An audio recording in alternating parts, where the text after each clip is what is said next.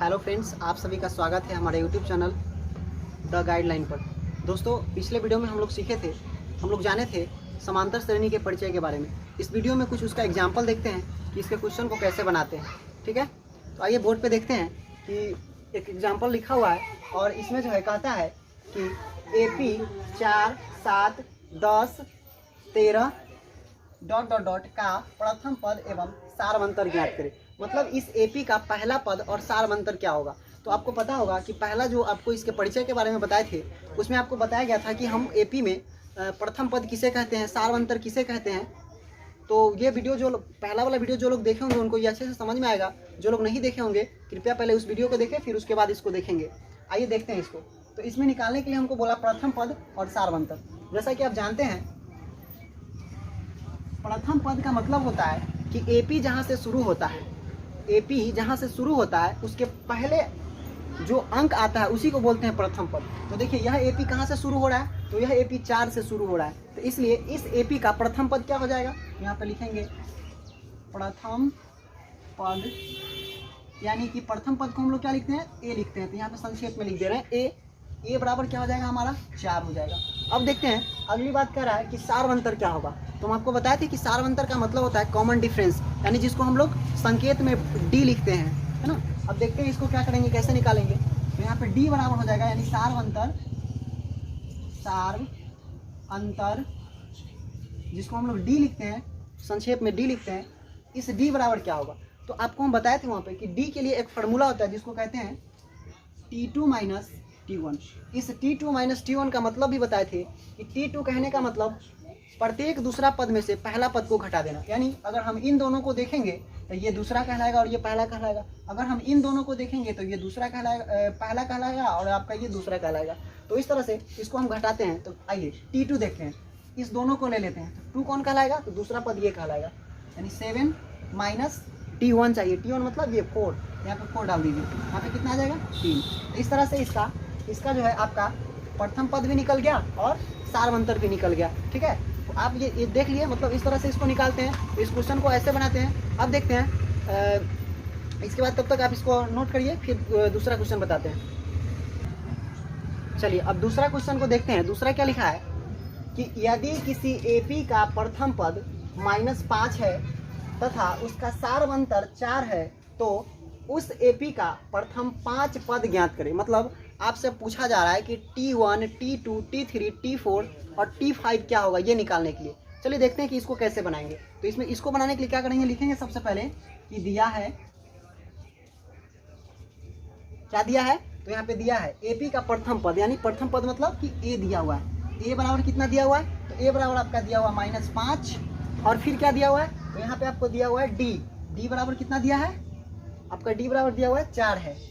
अब कह रहा है कि इसके प्रथम 5 पद को ज्ञात करें, है ना। प्रथम 5 पद क्या होंगे वो निकालने के लिए कह रहा है। तो अब देखिए यहाँ पे तो n दिया नहीं, तो n के लिए क्या करेंगे, तो आप याद करिए जो आपको परिचय पढ़ाए थे उसमें बताए थे कि n का मतलब होता है प्राकृत संख्या। और आप अच्छी तरह से जानते हैं कि प्राकृत संख्या का क्या मतलब होता है।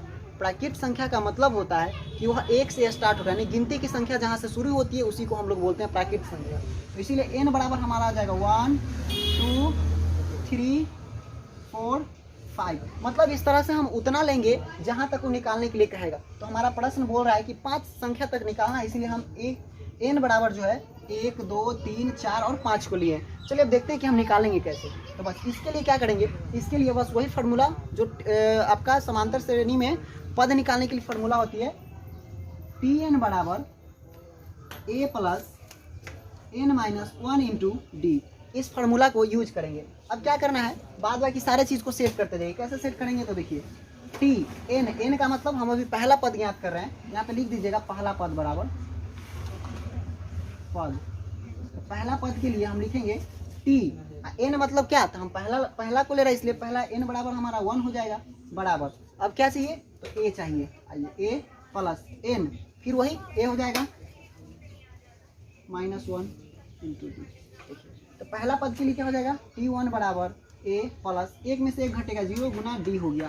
ठीक है, T1 बराबर आपका आ गया सीधे A, मतलब ये 0 हो गया। 0 को इसमें जोड़ेंगे कोई फर्क नहीं पड़ता है, इसलिए प्रथम पद A हो गया।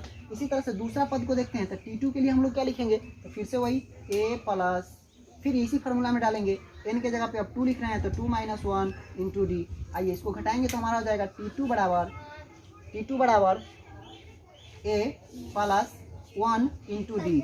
T2 बराबर a प्लस 1 इंटू डी हो गया, 1 इंटू डी हो गया। इसको गुना करेंगे तो देखिए इधर क्या आ जाएगा आपका T2 इक्वल टू a, और एक और डी को गुना करेंगे तो आपका डी रहेगा, यानी कि T2 बराबर a प्लस डी हो जाएगा। इसी तरह से तीसरा को देखते हैं, तीसरा को देखेंगे तो हमारा आ जाएगा a प्लस n के बदले 3 लिखेंगे -1 इंटू डी, यानी T3 बराबर a प्लस 2 इंटू डी। मतलब यहाँ से आ जाएगा आपका 3 बराबर a प्लस 2d। अब देखिए एक चीज़ गौर से देखिए कि बोला था कि प्रथम पद को, तो जब हम लोग प्रथम पद निकाले थे तो प्रथम पद बराबर क्या हुआ था, केवल a आया था, ठीक है। अब देखिए दूसरा को थोड़ा सा देखिए, दूसरा के लिए कि n के जगह पे जब हम 2 डाले तो उससे क्या निकला, तो a प्लस डी निकला। n बराबर जब हम 3 डाले तो क्या निकला, तो a प्लस 2d निकला। एक चीज़ यहाँ पे गौर कीजिए, हमको जो भी पद निकालना होता है, उस पद के लिए अगर हम a में उस पद से एक अंक कम करके और d के साथ गुना करके उसको लिख देंगे तो हमारा वह पद निकल जाएगा। जैसा कि यहाँ पे आप देखिए a प्लस 2d है, मतलब इसका क्या मतलब, तीसरा पद निकल रहा है। उसी तरह से चौथा पद के लिए क्या हो जाएगा, तो चौथा पद के लिए हो जाएगा a प्लस इससे एक कम, तो इससे एक कम कितना, 3 होगा। और 3 के साथ किसको गुना करना है, तो सारवंतर को गुना करना, सारवंतर मतलब d को गुना करना। ये चौथा पद हो गया। इसी तरह से T5 हो जाएगा, तो T5 के लिए क्या लिखेंगे, a प्लस इससे एक कम मतलब 4 इंटू डी। ये हमारा हो गया। इस तरह से पांचों पद हो गया। तो ये हम आपको समझने के लिए बता दिए हैं। आप इसको डायरेक्ट जो हम ये T1 लिखे हुए हैं, T2 का जो फाइनल रिजल्ट आया वो हम यहाँ पे घेर दे रहे हैं, आप उसका डायरेक्ट प्रयोग कर सकते हैं।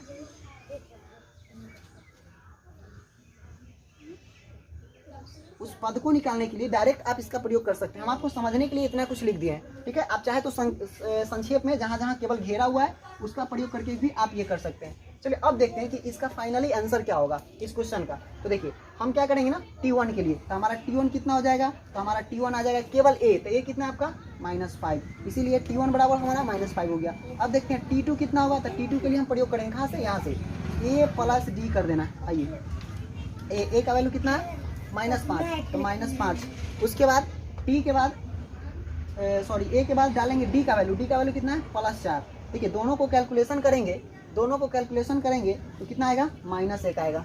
उसके बाद आगे देखते हैं, ये हमारा T2 हो गया। उसके बाद T3 को देखते हैं, तो T3 बराबर कहाँ से, यहाँ से डालेंगे, यानी इस वाले में जहाँ घेरे हुए हैं। T3 के लिए हो जाएगा a मतलब -5 प्लस 2 गुना d लिखना है, तो 2 तो लिखेंगे ही, और गुना d कितना आपका 4 से इसको गुना कर दीजिए। ये आ गया आपका -5 प्लस 4 दूनी 8। अब देखिए इसको कैलकुलेशन करेंगे तो माइनस और प्लस मतलब कि घट जाता है, दोनों अपोजिट चिन्ह होते हैं। तो अब यहाँ घटाएंगे तो 8 में से 3 घटे यानी कि 5 बचे, 8 में से 5 घटे यानी कि 3 बचेगा। इसी तरह से T4 को देखेंगे तो इसका हो जाएगा T4 का आपका यहाँ पे है a मतलब कि -5 प्लस 3 इंटू 4, इसको करेंगे तो -5 प्लस 12, इसको घटाएंगे तो आपका आ जाएगा 12 और 5 यानी कि 7 आ जाएगा। उसके बाद फिर T5 को देखेंगे तो T5 आपका क्या आएगा, T5 में आ जाएगा आपका -5 प्लस 4 गुना 4, इसको गुना करेंगे तो -5 प्लस 4 चौका 16। अब इसको कैलकुलेट करेंगे तो कितना आएगा, इसको कैलकुलेट करेंगे तो ये हो जाएगा आपका, यानी कि 16 में से 5 घट गया यानी 11 हो गया। इसीलिए T1, T2, T3, T4 और T5 ये हम लिख दिए यहाँ पे। तो हमारा क्या हो गया इसका आंसर, यानी कि प्रथम 5 पद बराबर यहाँ पे लिख दीजिएगा, प्रथम 5 पद।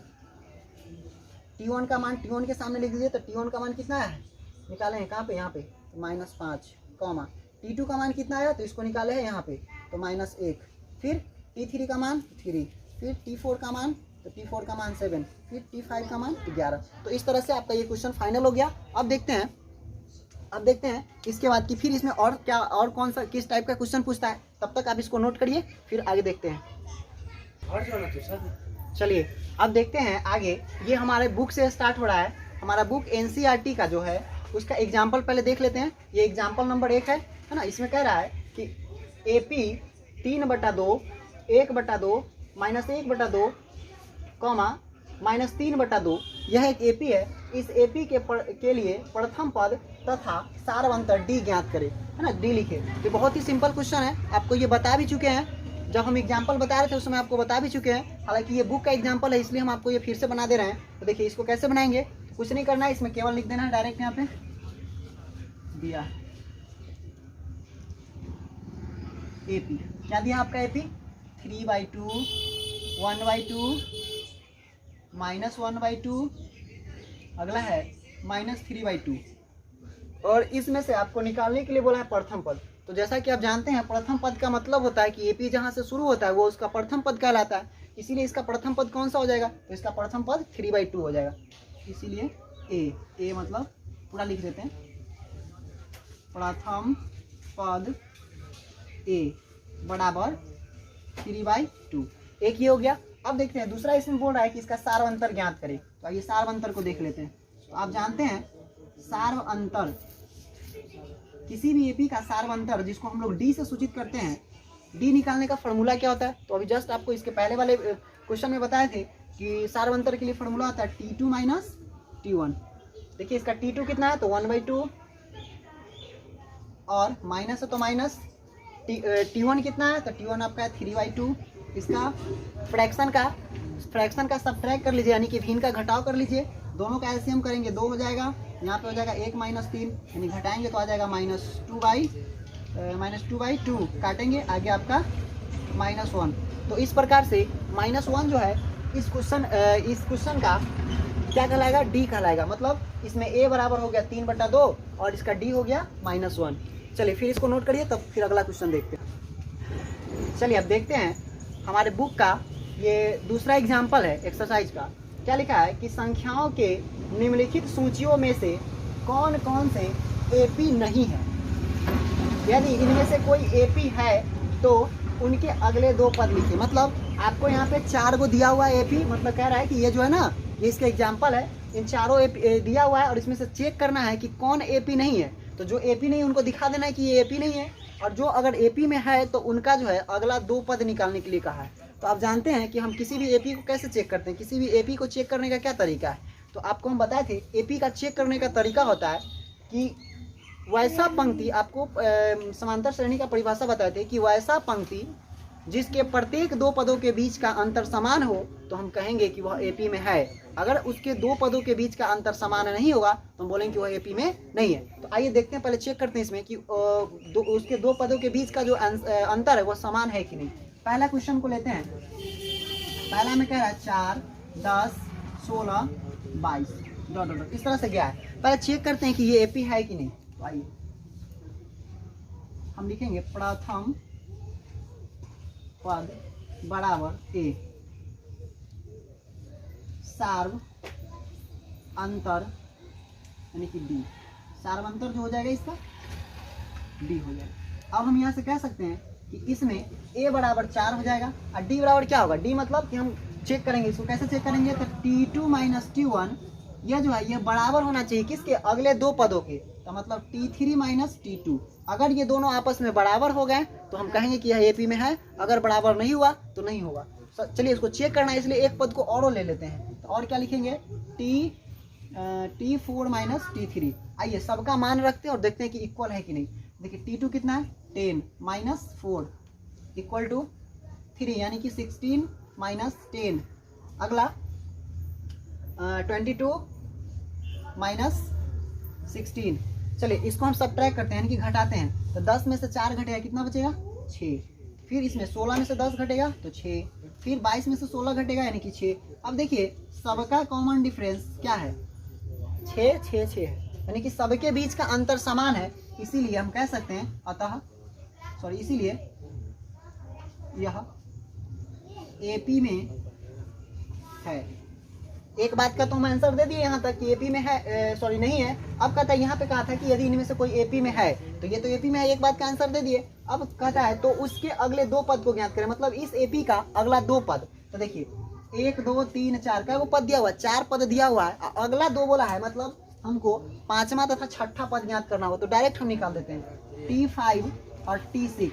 आपको पता होगा जो पहला आपको बताया था ये वाला, उसमें पहला क्या था कि पहला जो था जो T5 निकालना, T1 T2 T3 T4 निकाल के आपको दिखाए थे, उसमें T5 को हम कैसे निकालेंगे, तो देखिए क्या लिखेंगे इसके लिए a प्लस यहाँ पे जितना n का वैल्यू जितना रहेगा उससे एक कम, यहाँ 5 है तो 5 से कम करेंगे तो 4 और d, ये इसका फार्मूला हो गया। इस तरह से 6 के लिए लिखेंगे तो a प्लस 5d लिखेंगे। अब चलिए इसका मान निकाल लेते हैं। तो मान कैसे निकलेगा, तो मान निकलेगा इसका मान जो है a का मान रखेंगे, a का मान रखेंगे तो T5 के लिए ये फॉर्मूला हो गया, T6 के लिए ये हो गया। अब चलिए इसका मान रख देते हैं। तो a का मान आपका कितना होगा, यहाँ पे रखेंगे तो a बराबर 4 प्लस है तो प्लस लिख दिए, 4 है तो 4 लिखेंगे।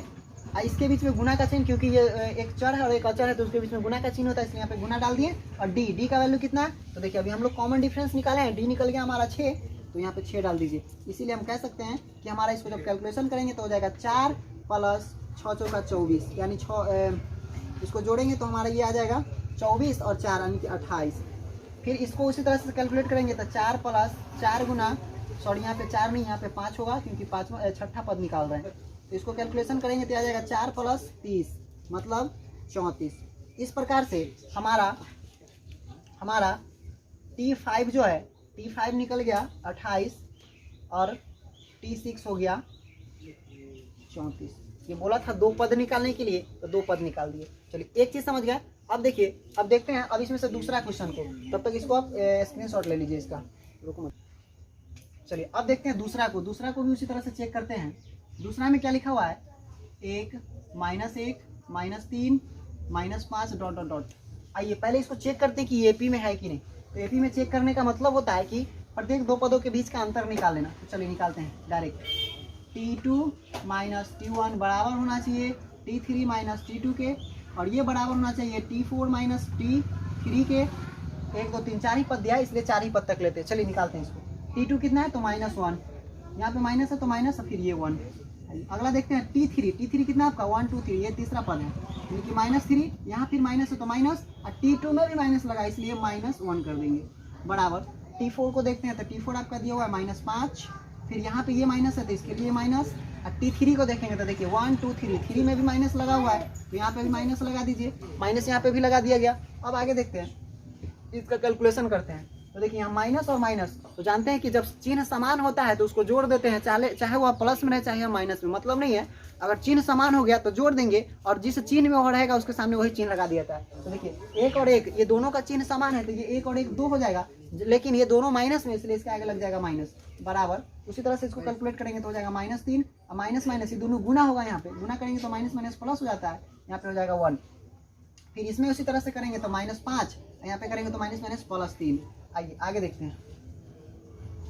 इसको कैलकुलेट करेंगे तो यहाँ माइनस है यहाँ प्लस है, यानी कि घटेगा, तो घटाए कितना आ रहा है, तो घटाए क्या आ रहा है -2। ठीक उसी तरह से यहाँ पे भी -2 आ रहा है। अब देखिए इसका हम चेक किए कि यह एपी में है कि नहीं, तो ये भी निकल के आया, यानी -2 यानी कि इसके भी बीच का सार्वंतर जो है समान है, इसलिए हम कहेंगे कि हमारा ये क्वेश्चन भी एपी में है। अब ये एपी में है तो फिर क्या करना पड़ेगा, इसके लिए भी आपको अगला 2 पद निकालना पड़ेगा। तो निकालते हैं। इसमें क्या पद दिया है, 1 2 3 4 पद दिया है, तो फिर निकालना पड़ेगा T5 और T6। चलिए T5 और T6। आप जानते हैं T5 के लिए फार्मूला होता है a + 4d, और T6 के लिए हो जाएगा a + 5d।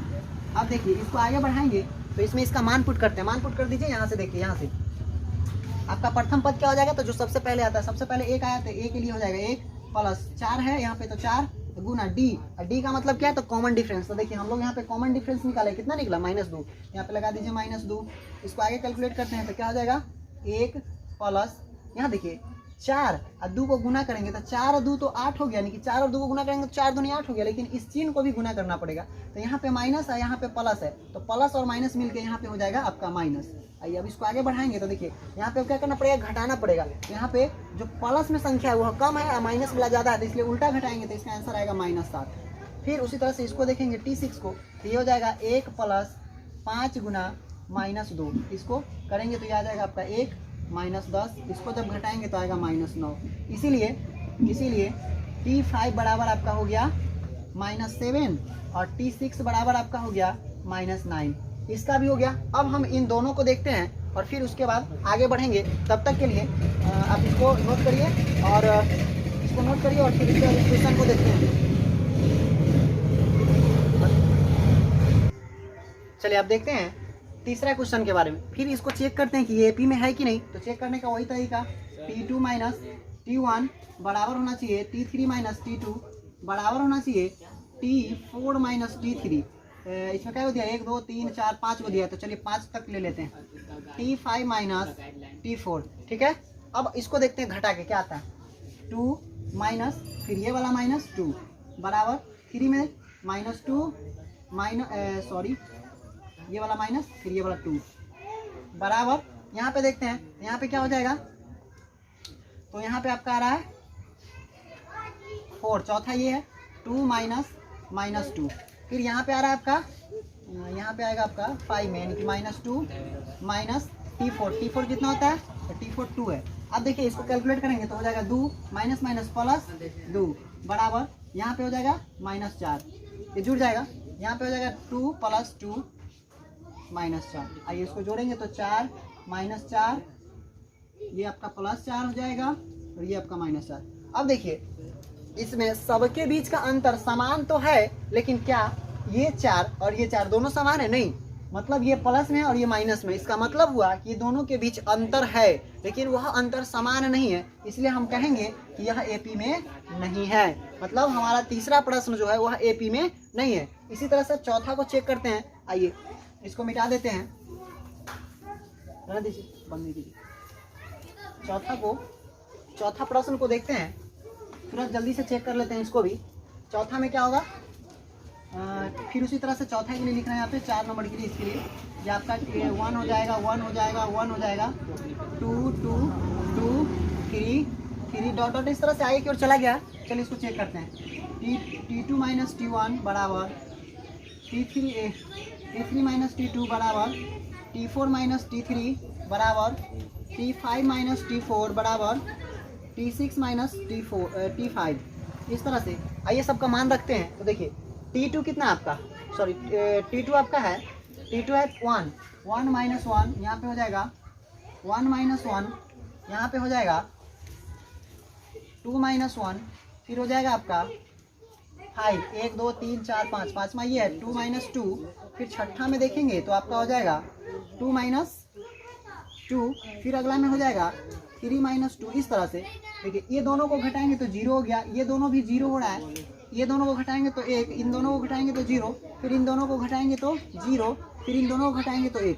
अब देखिए आप देख करके बता सकते हैं, समझ सकते हैं कि क्या ये सभी आपस में बराबर है, तो बराबर नहीं है। तो जब इनके कॉमन डिफरेंस आपस में बराबर नहीं होंगे तो ये दिए गए जो एपी है ये कभी भी एपी नहीं हो सकते हैं। इसलिए हम कहेंगे कि क्वेश्चन नंबर 3 और 4 ये दोनों जो है एपी में नहीं है। ठीक है, तो उम्मीद करते हैं कि आपको ये वीडियो बहुत अच्छे तरह से समझ में आया होगा। अगर किसी को कोई डाउट हो तो आप कमेंट कर सकते हैं। और आज हम अपने वीडियो को यहीं पे समाप्त करते हैं। आगे इसमें का जो क्वेश्चन है एक्सरसाइज को हम लोग अगले वीडियो में पढ़ेंगे। और तब तक के लिए ठीक है, जय हिंद।